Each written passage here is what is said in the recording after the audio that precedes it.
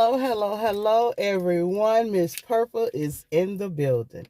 I know, guys. I've been missing in action. But, guys, life been lifing with me. I've been going through it. As you all know, I have arthritis in my back.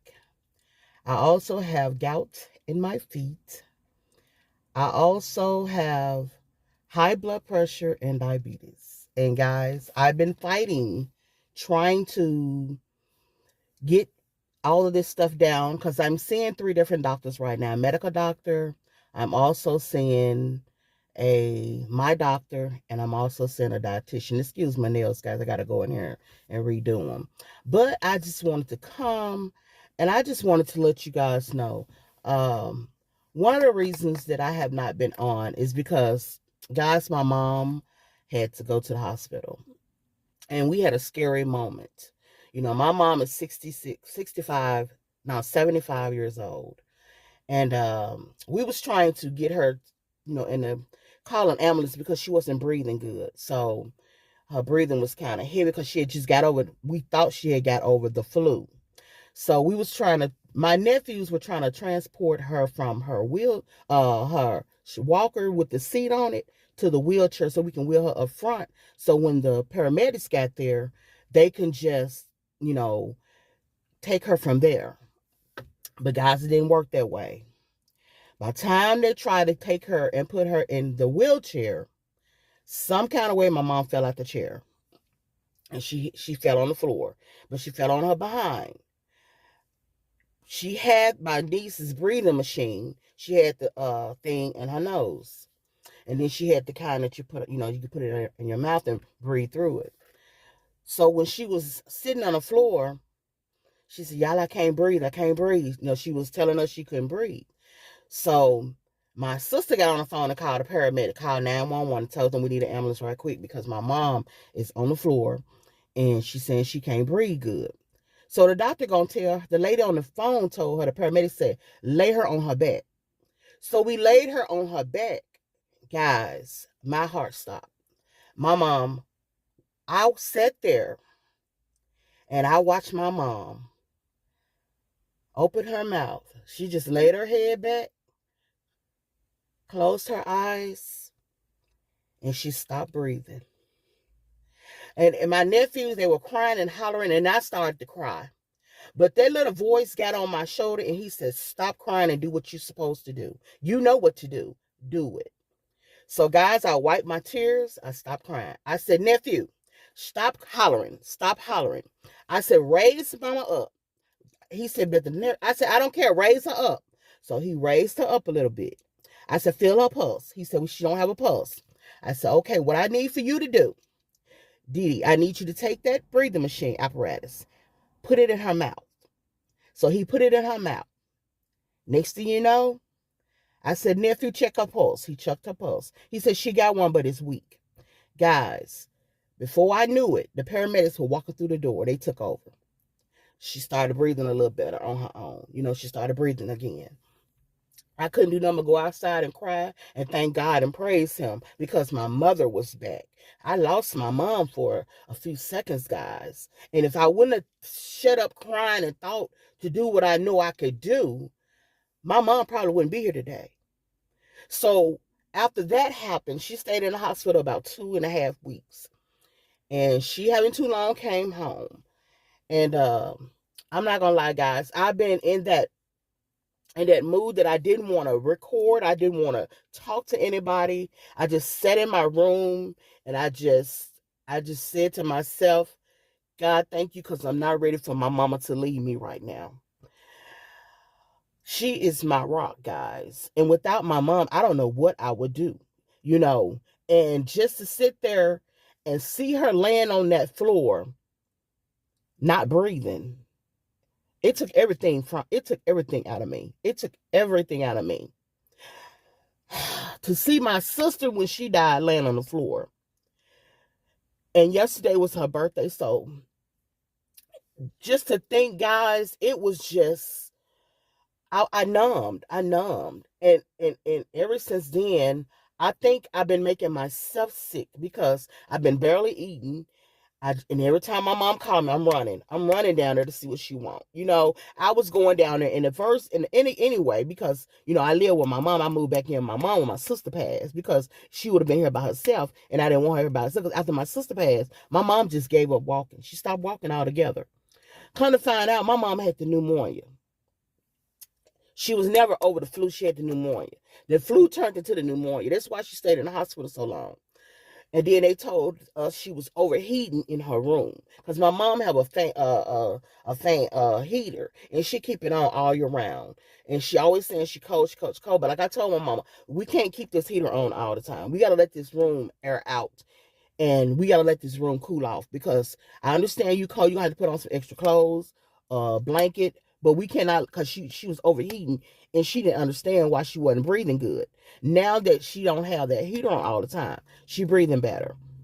We finally got her to start eating because at first she wasn't eating. She'll tell us she's not hungry, but we had to make her start eating. You understand what I'm saying? So guys, I just say, if your mother is still living, and if you and your mother don't get along, or you mad at your mother about something, I'm gonna tell you right now, you gotta wipe this shit clean.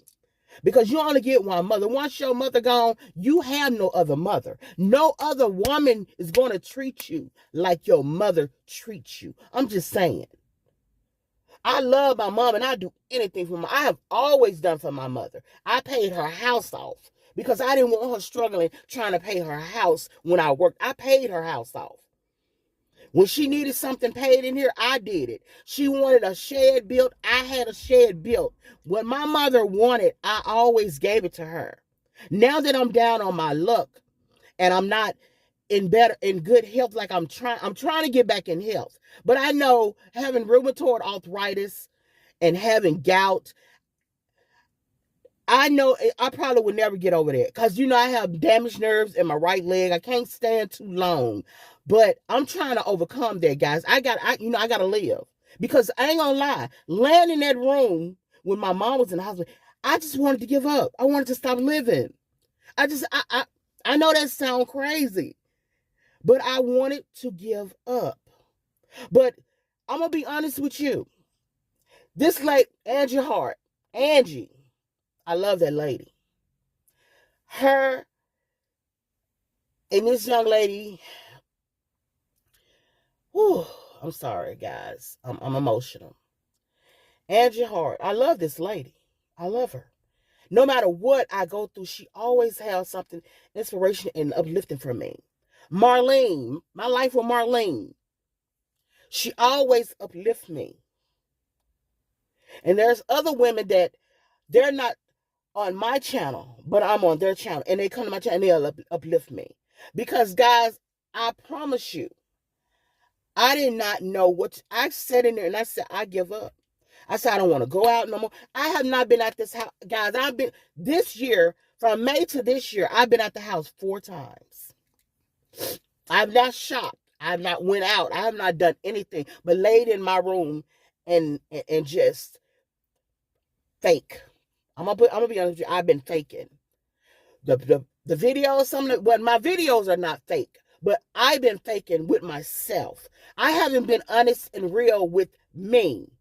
I've been out here pretending that I'm okay, and I'm not. I have not been okay. I haven't been okay. But I made a promise to myself.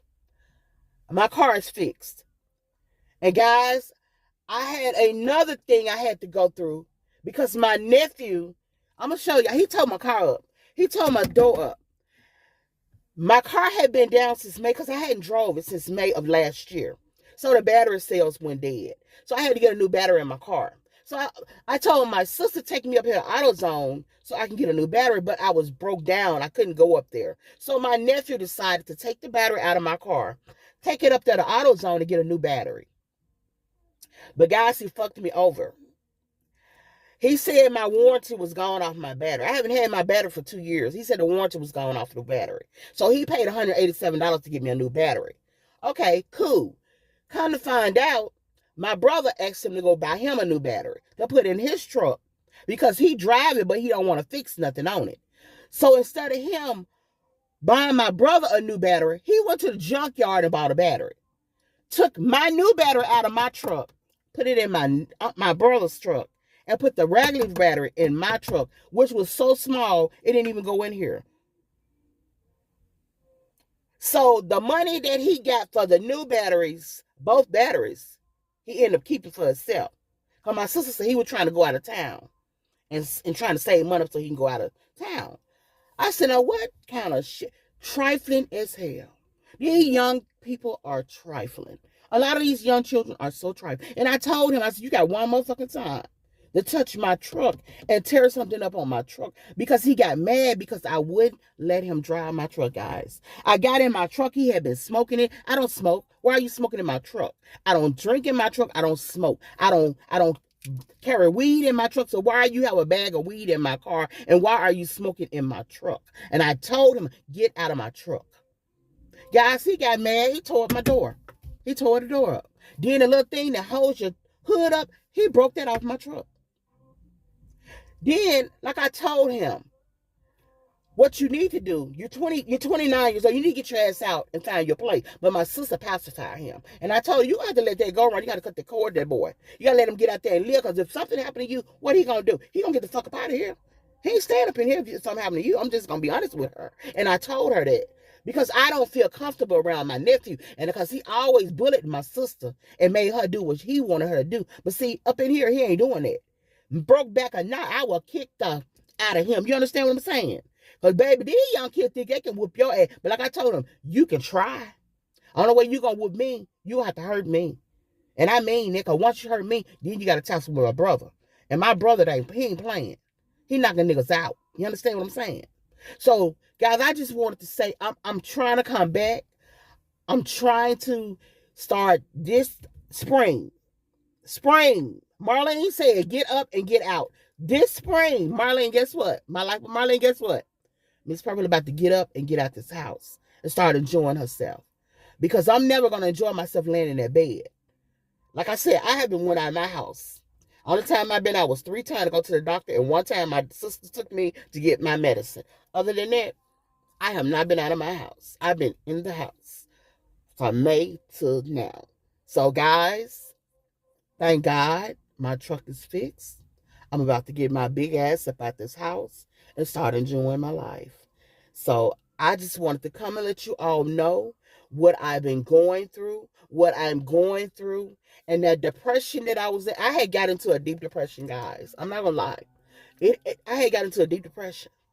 That's why when February came, that's why I didn't come on here posting. That's why I did the honorary thing for the Black History Month. So that way I didn't have to come on. I just talk.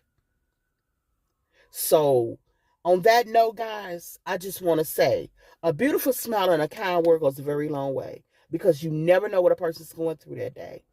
And guys, I'm sorry for this long video, because y'all know I don't like doing long videos. On another thing, like I always say, be mindful of your surroundings. And people, please watch who your friends are, because the ones you think your friends are really your frenemies. I'm just saying. On that note, Miss Purple is about to drop the mic, and Miss Purple is about to get out. Take care, stay sweet, and God bless. And guys, like I said, it's time for me to live for me. Please excuse these ugly nails. On that note, Miss Purple, love you. I'm out.